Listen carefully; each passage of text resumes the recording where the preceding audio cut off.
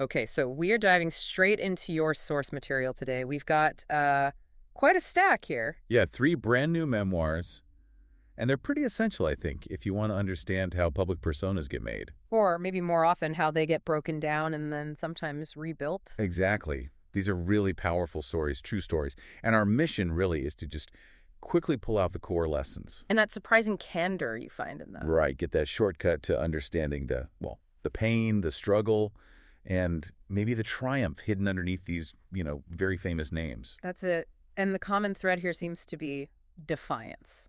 Just absolute defiance. Every single one of these authors, they completely bucked expectations, sometimes because of, extraordinary circumstances, maybe birth. Or just sheer force of will, it seems. Yeah, and they all lived under this intense spotlight, right? Yeah. But the books, they managed to pull back the curtain. And what's back there is often incredibly messy. Authentic struggle. And what's fascinating, too, is the variety, the type of defiance. We're going from Hollywood excess to groundbreaking sports culture. And then this really profound personal inspiration story. Quite the range. Okay, let's unpack this. Let's jump right into the celebrity memoir first. Makes sense. We're starting with the Book of Sheen, a memoir. Author, Charlie Sheen. Yeah, this book, it's almost like an artifact of survival, in a way. Well, the opening premise is incredibly stark, isn't it? It is. He says right up front, basically, I should not be alive to write this book. He survived a level of excess that, it defies the odds, medically, statistically. Sets the stage, doesn't he? He Yes. does something like, you either live the stories or hear about them later from others. And he chose to live them hard. And, to really get that chaotic path, you kind of have to look at where he started, his foundations. Right, that unique Hollywood upbringing. Totally unique. Born to Martin Sheen, Janet Sheen. He literally grew up on film sets all over the world. But then that adolescence in Malibu sounds like an incubator. It really was. Making these ambitious Super 8 films. Think about it.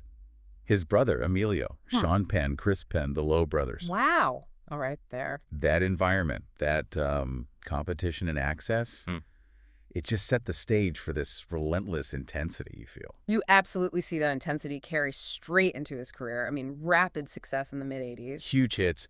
Ferris Bueller's Day Off, Yeah. Platoon. Wall Street, of course. Then that big, really lucrative shift to TV, Spin City. And 2.5 Men. Massive. But the book seems to make it clear that the intensity on screen, it just mirrored what was happening off screen. Oh, yeah. The vortex of extracurricular activities, as the narrative puts it. Right. But what gives this memoir its weight, perhaps, is that he's writing it now, sober. Yeah. And delivering what he intends to be, a clear-eyed look at those extreme highs. And those really profound, near-fatal lows. Exactly. But, I mean, how clear-eyed can it really be when the author is also the subject of, such spectacular self-destruction? Does it feel like genuine accountability? Or is it more leaning into the legend, That's the tightrope, isn't it? That's the Yeah. paradox the reader has to grapple with, the communication style. It's pure Sheen. How so? It reads like a far-fetched, overstuffed novel, is how it's described. And yet he insists every single word is true. Okay. So the insight you get, maybe it isn't just a list of bad choices.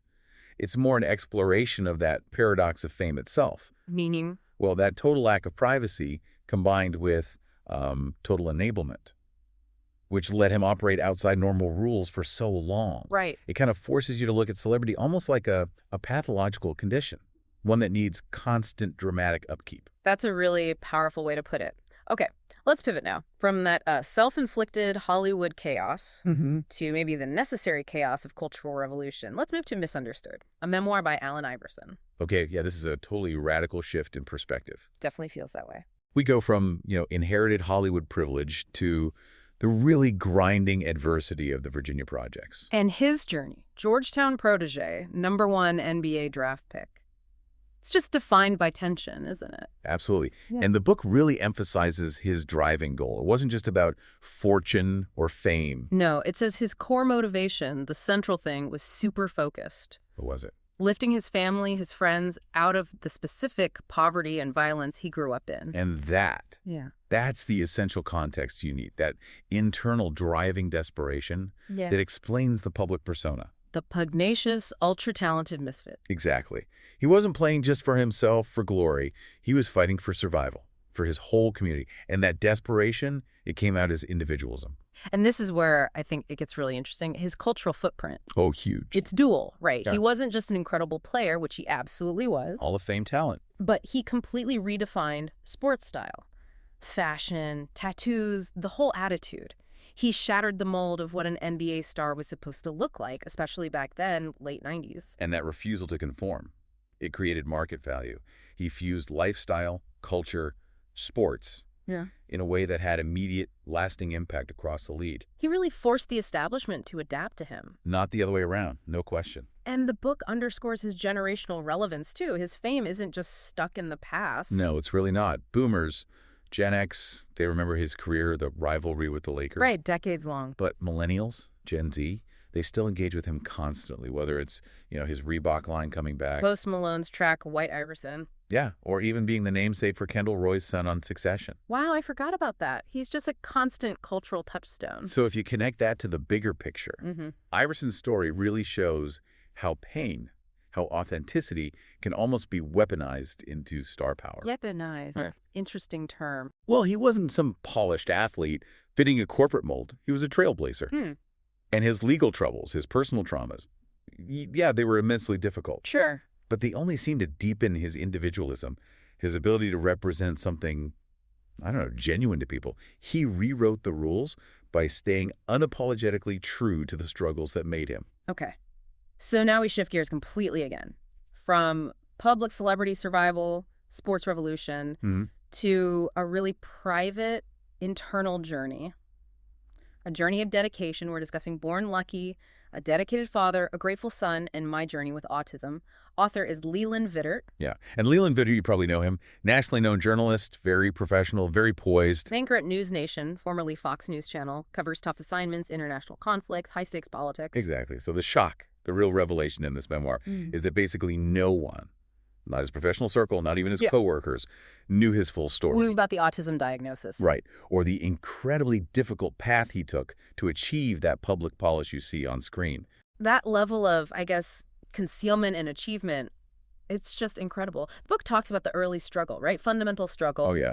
Severely socially awkward as a child, didn't speak for years. Wow.